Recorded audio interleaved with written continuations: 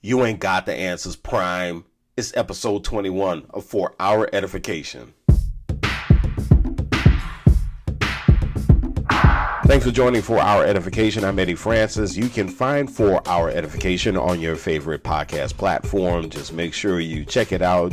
You download it, you rate it, you tell me something about it today. And if you want to check out past episodes, go to eddiefrancis.com/For Our Edification. Well, it was the announcement heard around most of the sports world.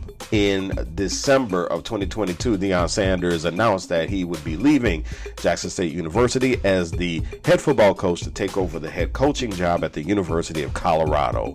And then it happened. A big social media debate ensued. And of course, there were also debates and commentary on sports shows about this. And what was a lot of this about? A lot of this was about how much Deion did for HBCUs and how effective he was, and nobody had ever heard of an HBCU until Deion became coach. Yeah, all right, okay. Some people even brought into it the relevance of HBCUs. Well, let me tell you something. I am a PR director and a marketing director for an HBCU, my third HBCU as a matter of fact. So I looked at this with great interest, and I asked myself, who would be an interesting person to have this conversation with on the For Our Edification podcast? And the first name that popped up, Eddie Brown. Eddie Brown is a colleague of mine in PR. He actually runs his own firm, Brown PR. But even more importantly, Eddie is an alum of Jackson State University. So he is an avid Jackson State Tigers football fan. But here's the other thing. He worked at Jackson State as a PR specialist. And so I thought it would be really interesting to get his thoughts about this stuff. And man, as you can only imagine, this is a thoughtful brother, a very thoughtful, really smart brother. So you can only imagine how cool of a conversation he brought to For Our Edification. The views and opinions expressed on For Our Edification do not necessarily reflect the views or opinions of the hosts, guests, or any entities with which we are affiliated. So joining me on the podcast is Eddie Brown. This is my man. Eddie is the CEO and principal of Brown PR. So yeah, you got one Eddie who does PR. You got another Eddie who does PR. You cannot possibly go wrong. Can't go wrong. You can't go Eddie wrong. and Eddie. You know, Louisiana, Mississippi in the house. You can't go wrong. It was meant to be, man. So and we didn't even coordinate. We didn't even coordinate the hoodies, man. No, we didn't. We didn't. That's the funny thing. We didn't coordinate. Although I do have to say this, since this is my podcast, one of the things I have got to say is that Dillard is my employer, but my views do not represent my employer on this podcast. A true marketer. Disclaimer. Man, you know what? So I had to have you on to talk about this because you are a J-State alum. You worked for Jackson State, and so I know that you just had as much of a reaction as anybody else, probably from when they even hired Deion, and then there is the departure. But what really struck me is that when I called you to say, hey, Eddie, would you be on my podcast to talk about this? Your reaction did not go towards football first. You actually made this comment to me that was interesting. Do you remember what you told me when I asked you to be on the podcast? I do. I said, yeah, man, I'd love to be a part of this conversation.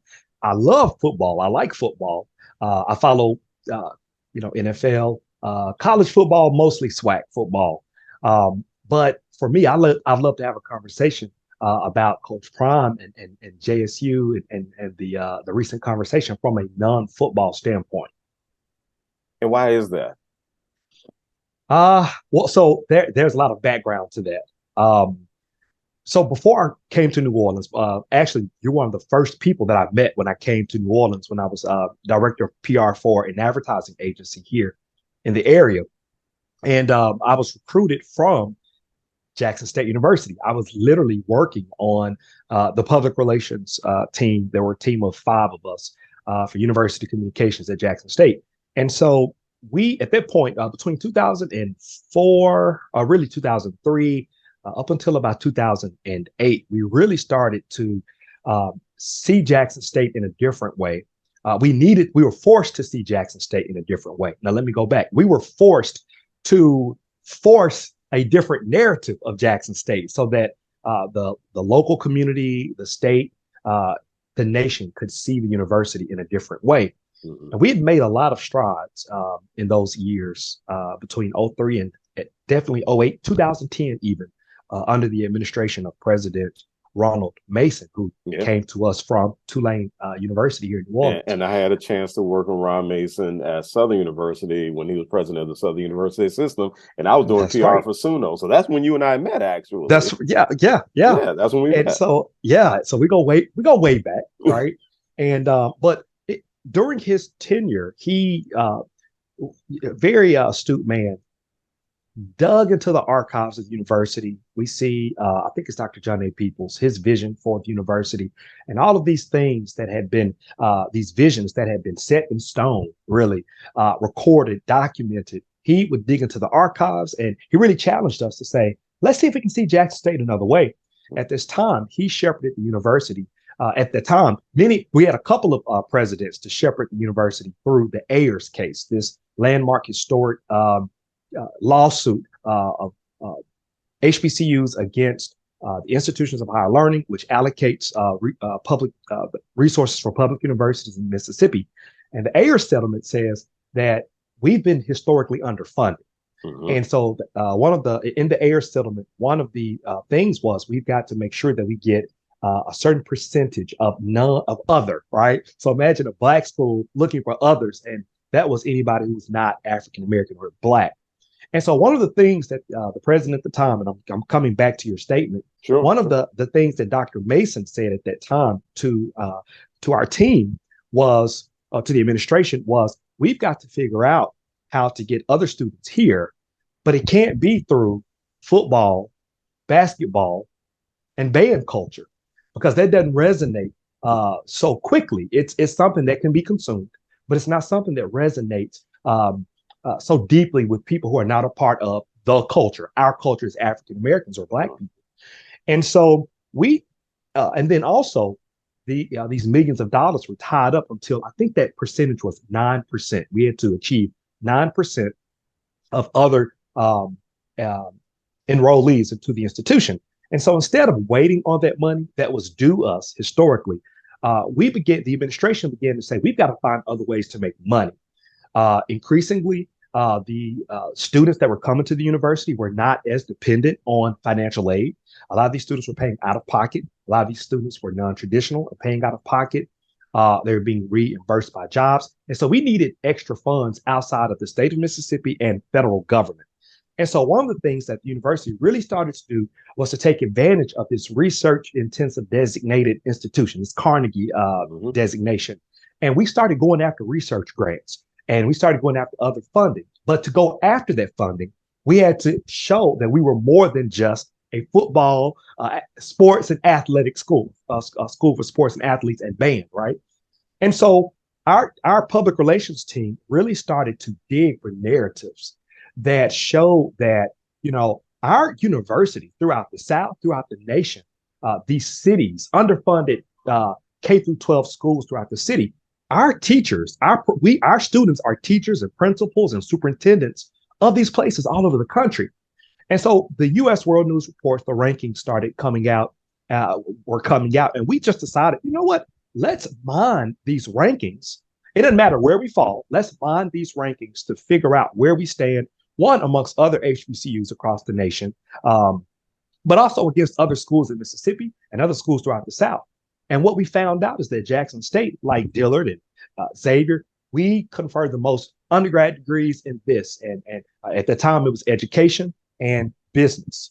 We had the very first accredited mass communications department in the state of Mississippi, the early 90s with the radio and TV station. So our team worked really hard to change that narrative from this is a great school to party at, have a great time, to hear a great band, to go and relive the glory days of Pop Carson football back in the late 80s and 90s. And it's a great school that will allow you something more than just leaving the outskirts of Mississippi, the rural parts of Mississippi to come into the city, we also confer degrees.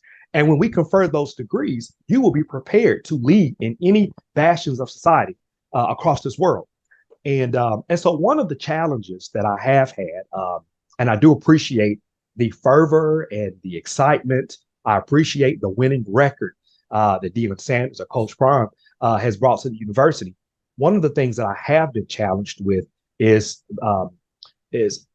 seeing what I feel is a little bit of a little kind of sliding back, a little aggressive regression, I'd say, in terms of the university now is on a national stage because national media they see stories, and our university has been here since 1877.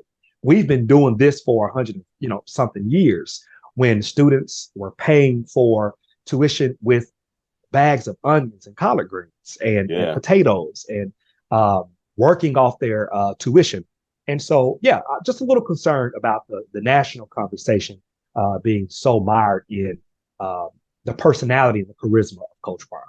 That to me was so interesting that you responded in that way, and is the ultimate. No, we've been doing something a lot different to be on a national stage. And it really does show that this whole conversation about Deion Sanders is very much limited to football. And that was my reaction as I saw so many people come out and say, well, I never heard of Jackson State till I heard of Deion Sanders. And I'm sitting there going, well, just because you haven't heard of Jackson State doesn't mean nobody else has heard of it. And It doesn't mean Jackson State isn't on the national stage either. That's right. That's you as a football fan. Right. And let me just say this. I love football too. And no offense to all my friends in Texas, but Texas beat the passion for football out of me. They really did, because this whole there's nothing else but God and football attitude that people, it just drove me nuts. Yeah. And I'm going somewhere with this. As you probably know, after I left Southern University in New Orleans, I worked at Paul Quinn College. And one of the things that Paul Quinn is known for is having gotten rid of their football team, because quite frankly, not only were they losing on the field, but the college was losing financially. And so it was a smart move. It was a very smart move to get rid of the football team.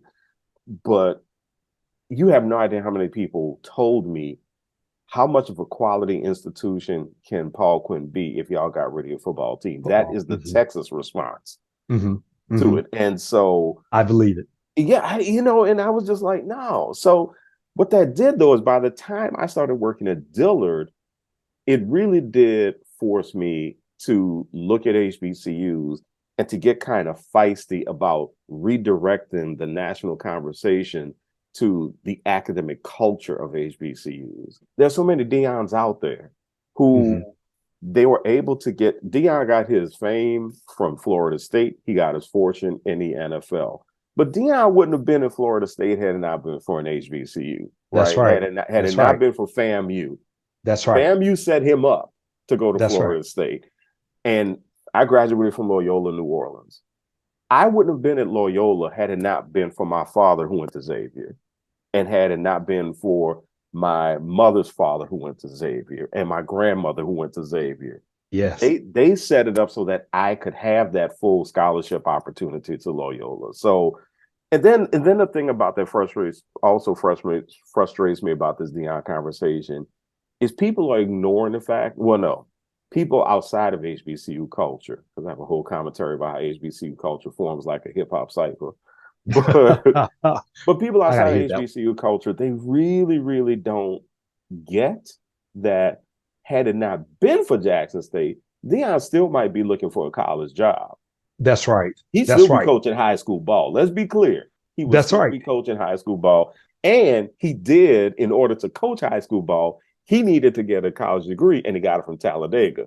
That's right. So once again, so we come full circle to the entire premises of why we even have HBCUs. Right. We've created institutions to give individuals who otherwise would not have access to the preparation that they needed so that they can fulfill other dreams that they may have had, or goals that they may have had, or uh, access to education, access to job preparation, job readiness. At the time, most of our institutions were created. Um, I think the only jobs were that were open to at the time Negroes were preachers. They wanted to be. We needed trained preachers and teachers. But you have these different pockets of HBCUs who sought something beyond preaching and teaching, and so we appreciate that. But again, with Coach Prime, with Deion Sanders needing even an HBCU to give him that first crack to kind of demonstrate what we already knew, that he had this, he had talent, but he needed to apply that talent. He needed to have demonstrated experience or a proven experience. And that's what HBCUs do. And you're right. Academic culture is it's academic. It's academics on another level. For me, if I might talk about my academic experience at Jackson State. Yeah, please do, man.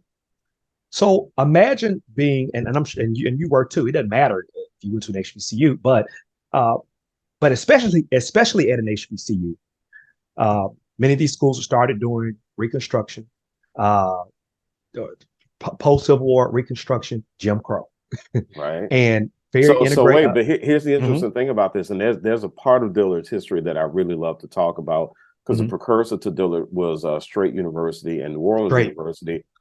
And here you have these institutions creating a Black middle class. That's right. Only a few years after the Emancipation Proclamation, en masse, right? What disrupted that?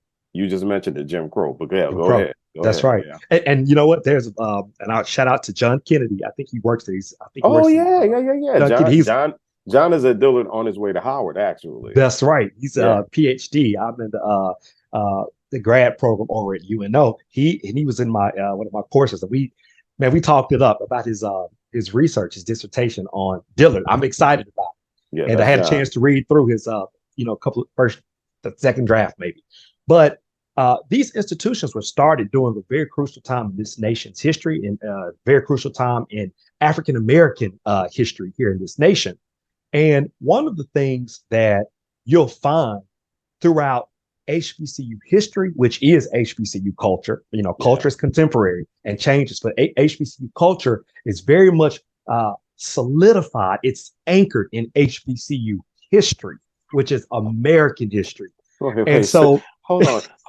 Okay, so for the HBCU marketers out there, we are all struggling with this conversation. We're all struggling with this, Eddie. We're struggling with this. People are telling us, nah, y'all need to stop doing that history stuff. Ain't nobody want to hear that. So say that last thing that you said again, please. You say that last thing you said again. HBCU culture, culture is contemporary, right? Culture shifts. But for HBCU culture, much of that is rooted and anchored in HBCU history. That students still love to hear and talk about. They surely do. All right. Keep it going, man. Well, so HBCU history is there and providing a call and response, which is something in African American culture, Black culture, that call and response. There's call and response to what's going on in society. And then that response is literally being taught in the classroom. And so when I was at Jackson State, I had teachers who were in their very late 60s, early 70s, who said, you know what, I'm not retiring. I still got juice in me. And Bunny Gardners, Dr. Hilliard Lackey, these individuals who said, yeah, I remember when we were throwing rocks at the National Guard when they came on our campus in 1970 and shot 2 students 4 days after Kent State. But there's these barrage of bullets in this dorm right there. I remember when I was standing there and the National Guard, a battalion of National Guard soldiers came here and shot at us. And so on HBCU campuses, you always have these individuals who are functioning as academic or these local griots, right? Yeah. Who are reminding us, this is where we come from. This is what's going on now. And hey, put your head on straight. This is where you're going. Yeah. Because I've been in the job force. I'm in the job force. I'm an adjunct now. I've retired, but I've come back to adjunct. I've gone out there. I've traveled. I've seen the world. But I'm letting you know that you're in the middle of past and future, and so having that in a classroom is so fulfilling. It's challenging. These instructors are saying, I don't want you to get this because I need so many of my students to pass so that I can be employed here next year. I need you to get this because our livelihood, our posterity as a people, it relies, it's in you. We're relying on you so that we can have a future, Yeah, future yeah. culture. Our history, the university's history can perpetuate itself. And so there's always so much more at stake when you're in an HBCU classroom, and you can feel it. You can feel the Hmm. passion from your political science instructor or a biology teacher who says, "Yeah, let me tell you something. My professor told me when I was an undergrad at this school that I went to, and I was the only Black person there, right? Because Yeah, not yeah. every HBCU professor went to an HBCU themselves, and they'll say But things. I not remember every one. HBCU president did. That's right. That's But right. they are fully invested, and that's why Fully they're at invested. HBCUs. Yeah. Absolutely. And it's those varied experiences that make HBCUs. It's such a reflection of African American Black culture. We Yeah. can come from all different types of places and bring our experiences and our challenges and our slights, things that have hurt Hmm. us, to say, okay, guys, I've been out there. Let me tell you something. You're going to need this when you go, right? Right. And Right. we don't have to code it. We can just really talk the way uncles and aunts and moms and grandparents talk to us. Yeah. But I had a professor to say to us in biology. He said, it's very important. I was a mass comm student, and we're joking. I said, why do I need to know about uh, mRNA and this DNA stuff? I'm going to be putting people on TV. I need to learn to write for the media.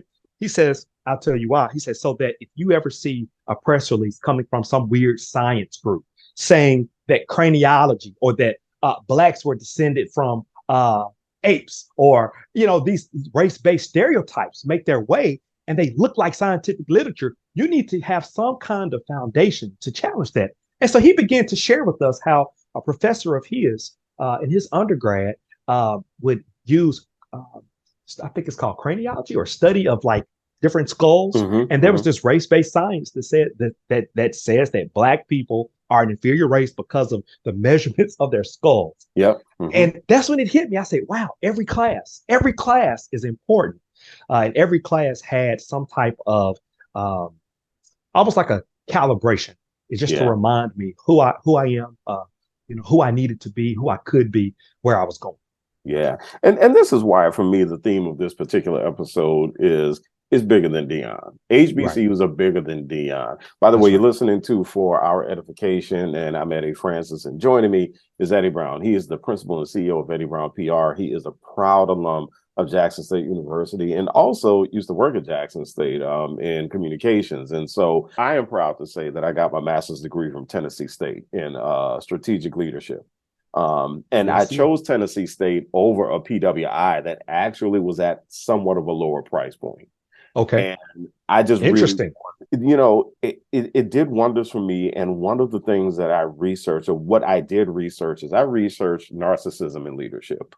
Huh. Deion Sanders is a narcissist. And the problem He I is. have, and the reason I researched narcissism, is I saw what it does to other people. Yeah. It does wonders for the narcissist because they are determined to get any and everything that they want. All these people say, well, Deion went to Jackson State and he did so much for Jackson State. He did so much for HBCUs. Well, first of all, Oh he man. maybe HBCU football to some degree. Uh-huh. Okay. He didn't save Jackson State. Jackson State wasn't about to close. That's right. Jackson State just wasn't on ESPN. And that doesn't mean that Jackson State was failing in some way, because that stadium gets packed every fall. That's right. Win or Every lose. fall. Win or Win lose. or lose. Win or lose. We It will does be there. not matter. It doesn't matter. Y'all are there. Y'all are there. But the problem is, and this is honestly, I forgot, I could do a whole podcast episode about this part. I really need people within the HBCU culture, though, to get away from the hero narrative. Mm. I need us to get away from this thought that we need a hero to save us and to Hmm. put us on a national stage. The Hmm. reason is that when you have somebody like Deion, who in my opinion is a narcissist, they take full advantage of that, and they create this whole narrative around themselves And they start the whole, if it weren't for me, you would That's not. right. If it That's right. weren't for me, you would not. And he really instigated some of this attitude among people outside of the HBCU cipher who were thinking that he somehow saved That's Jackson right. State. And the problem is that, and there's a whole commentary behind fixed mindset organizations and all that other stuff. But if you have a fixed mindset, if you're someone who is sitting there constantly thinking, we can't get any better unless something or somebody happens, then you're going to have somebody like Deion who's going to take advantage. That's right. If you have a growth mindset which says, oh, it doesn't matter what problem we have, we will find a way to solve it. Hmm. And we and the community, with the community of the heroes, and that's what growth mindset usually says. And so that this thing that I really think happens is that I think if people pay close attention, and I know a lot of people inside of the HBCU community have paid attention to this. Yes. But if you continue down this road of needing a hero, you're gonna get Deion, who's this whole beautiful narrative that you just gave us, Eddie. Mm-hmm. Deion is gonna always overshadow that narrative. That's right. People That's right. like him will always overshadow that narrative. And here's what scares me. There's a whole so in my research, one of the things that I cited in my thesis is that is that narcissism is believed to actually be an epidemic. Okay. Huh. And so what we have right now, and I'm keeping a close eye on this, is that we have a whole line of people who are standing there going, I'm going to be the next HBCU president because I'm going to save HBCU. I'm going to say that is yes, yes. we got some more Deions out there. They just don't have the cultural cachet that he has. That's right. And now let me ask a question. Do you see that as just limited to HBCU culture, African American culture, or do you see that as America's culture? Because 2016. It's America's culture. That's how Trump got in office. Right. That's how Trump got in office. Trump had and a it's bunch the of same thing. He played to a bunch of fixed mindset communities. Mm-hmm. People who said, oh no, I'm losing everything and I need somebody to save my community. So this guy looks like he's going to speak for me. And so it's really it's a much bigger issue. But the problem is like they always say, when America gets a cold, Black America gets the flu. That's right. That's right. And in higher education, when PWIs get a cold, HBCUs get COVID. It is so much worse on us whenever there is an issue in higher education. And so we really do have to watch this narrative of so-and-so came to save us from especially when people say they came to save us from ourselves. There's something that Deion did that really offended me. He blamed someone for stealing jewelry. Well, I knew then, I said, now this is a person who absolutely does not understand HBCU culture. And I might make someone angry. I know we're not a monolith, but I would argue this is also a person who is not as in touch, maybe was, but has drifted away from Black culture. Because anyone who has their feet on the ground in terms of understanding sensitivity, Black culture understands that when you utter those words, you are perpetuating stereotypes that Blacks steal. But that really bothered me that he so freely would say that. And then once he found out that his possessions were just moved by someone, I don't know for him, I don't know why it was there, but was moved for him. He never retracted the statement. There are a lot of things that he's doing. This I saved the university kind of mentality. It goes and it plays into the stereotype that we need. Yeah, like you say, a savior, which is what allowed slavery to exist. And even after slavery, the sharecropping system, because the Black folk needed somebody to look after them, to watch over them, to help them with their affairs. I've been challenged seeing him and the president really just try to read between the lines to see what that dynamic was like, because he was really coloring outside of the lines for a coach, not an AD, but a coach, making promises, or I would call it big talk, making big talk or big promises about the school's culture, not about the football program, but about the school's culture and the Yeah. community. Yeah. That I felt that if he had any type of emotional intelligence or self-awareness, he would Yep. say, this conversation, this statement is better suited for the AD, is better suited for the university's president, in terms of the way we interact with the public at large. But yeah, narcissist. I would have to say that. Did we just diagnose? No, we did not. We did not. But this is we our didn't argument. we didn't diagnose. Academically, you're an academic, so It is my belief. It is my belief. It is my opinion. So, which means I could be completely wrong, you could be completely wrong. We but could be completely wrong. but I doubt it because because he displays the classic signs of narcissism. Mhm. Number one, he is very much it is self-interest all the That's way. right. When That's right. people say, "Well, he did so much for Jackson State. He helped redesign the locker rooms. He helped upgrade this." Do you think he did that out of pure altruism? Absolutely. Or with Come his on, own y'all. funds. He Oh, with his he own attracted funds. the funding from his friends, and we appreciate that. That's awesome. That's Yeah, awesome. You use yeah, your relationships, and you use your right, influence to make the places right. that you are, the spaces that you are better. So yeah, we do Hmm. appreciate that. Mhm. But he was also a pro football player. And what do pros do when they're at the end of a contract? They start playing a lot better, That's right. That's especially right. if they know they're on a trading block. They That's right. play better because they want to attract the best team. That's right. So I yeah, congratulations. He was able to bring some funds together to make some upgrades and some improvements. But please let's not act like he did. Let's not act like this was some act of philanthropy. Absolutely. It Yeah. was not Yeah. philanthropy. He was setting himself up to make his next move his best move. You're listening to For Our Edification, the podcast, and this is Eddie Francis, and I'm talking to Eddie Brown. He is the CEO and principal of Eddie Brown PR, alum of Jackson State, former employee of Jackson State as well, man, and just my dude. Eddie's like my dude. My God. Yeah, we talk PR all day long. As a matter of fact, we did when we met. We pretty much That's talked right. all day long. So here's the thing that I thought was so funny, and I laughed out loud when Deion does this interview, and he says, "I gave y'all the blueprint, narcissism. Um, I gave y'all the blueprint. All you gotta do is blah, blah, blah." But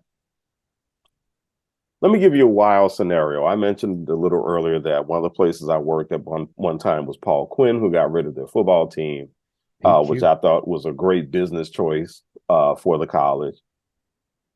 What if in some crazy world, football went away completely from colleges? What if? What if?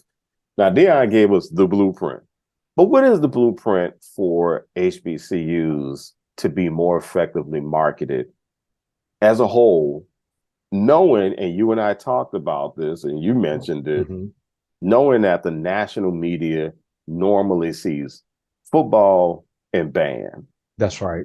One day somebody comes along and with some kind of magic hand says, "Nah, no more football in colleges." Now what? I would be concerned that we would lose that kinship, the kinship experience that we have, because a lot of us are now increasingly leaving Christendom or mainline faiths, and we're some are a lot of blacks in America are becoming atheists or just non-Christian faith, and so we're not having those church homecomings, once a year going to the church in the country where we, but we have football season. And oftentimes, if you go to an HBCU football game, there might be 60,000 people in the stands, but outside the stadium, there's another 50,000 people out there who've never gone to a game, right? But because there are friendships, there are roommates, people that you went to the calf with in the 70s. And, for me, my roommate and I, we exchange Christmas cards. We see each other, twice a year when we travel for business. These are lifelong relationships. And these are professional relationships. These relationships, man, they pulse throughout every area of our life. And so I do wonder, or I would be concerned if all of our institutions got rid of football. But I do know that if we were in that scenario, we just find another place and I was gonna space. say, y'all just find another place to get it done. Find Yeah, another we'll find place. another place. Eddie Brown is the CEO and principal of Brown PR, a proud alum of Jackson State. No, he did not need Deion to make Jackson State stand out. Eddie, thanks a lot for joining me on 4 Hour Thanks, Tim. Edification. Thanks for having me. I had a great time. Thanks. This whole conversation about Deion Sanders' time at Jackson State is all about context. And if you know anything about me, you know that one of the things I say a lot of times is that social media is where emotional intelligence goes to die. Well, a lot of times, in order to understand context and respect context, you really have to have some emotional intelligence. You have to be intellectually curious. And it's interesting to me how a lot of people choose not to be intellectually curious about HBCUs. But there was one tweet in particular that I saw that I think kind of captured the angst that happens in HBCU culture when these kinds of debates come up. And it was by @KingGene_UFC. And he tweeted, again, is too many PWI alumni, non-college graduates, non-HBCU, anti-HBCU, tech school, non-SWAC, college dropouts dropping their 2 cents on who is and ain't SWAC. You ain't SWAC. So respectfully, stand down on this topic. You don't have a clue, just hearsay. Okay, so with Tenor making that tweet, here's my takeaway from what he tweeted. I don't think he's telling folks that you don't have a right to your opinion or that you can't make an opinion. What I saw in that comment is that if you're going to say something about HBCUs and the value or the perceived lack of value, have an informed opinion. And I would go so far as to say a well-informed opinion. You see, in order to do that, you have to understand that this is bigger than Deion Sanders when you're talking about HBCUs. A lot of folks from outside of HBCU culture, for whatever reason, seem to believe that Deion Sanders did some kind of education campaign or awareness campaign on what HBCUs are. It's like I said in the conversation with Eddie, this is about football, okay? Football in the context of HBCUs is very small, contrary to what some people may believe. So let me put it to you this way. If you are a black person who went to a predominantly white institution, did you at any time tolerate somebody limiting your identity and value to either creative talent like dancing or singing or painting? Or did you tolerate people limiting your identity and value to being able to play sports? Of course not. No, you didn't take that. You did not take that because you know that you are so much bigger than that. Even if it is what you do best, who you are is much bigger than that. So if you don't tolerate that, then why do you think it's okay to say that Deion Sanders and his whole 2.5 years at Jackson State is somehow a commentary on the value or the perceived lack of value of HBCUs as a whole, even if you are talking about the SWAC? Listen, the very existence of HBCUs is just as complicated as the existence of black folks all over the world. So if you want to jump into the HBCU cipher, you can't come in judging folks. And you certainly can't be in your feelings. You got to come in open-minded, and you got to come in understanding that there's a lot of stuff that you just don't know and you probably don't understand. You got to play your position. You have to play your position. That means listening carefully and intently to the folks who have been in the trenches with HBCUs, the students, the alumni, the employees, the supporters. And you also have to be patient with the learning curve when it comes to understanding HBCUs, the history, the legacy, the nuanced conversation, the way policy has affected HBCUs. You have to understand all of that stuff. And that will give you a firm foundation to speak your mind. But most of all, is going to give you a very clear understanding that when it comes to HBCUs, is it good to have a larger than life figure like a Deion Sanders? It could be very, very helpful. Yes, it can. There's a lot that can be leveraged with influence and that sort of thing. But one thing HBCUs don't need is a hero. HBCUs need supporters. Big thanks to my man Eddie Brown for joining me on For Our Edification. If you want to find out more about Eddie and the work that he does, go to brown-pr.com. That address is in the show notes. And check out For Our Edification at eddiefrancis.com/for-our-edification. Of course, you can download the podcast. You can listen to it. You can rate it. You can give me some feedback. But by all means, share it with your peoples. All right? For the great Dr. Halim Malik Francis, I'm Eddie Francis. Thank you so much again for joining us on For Our Edification.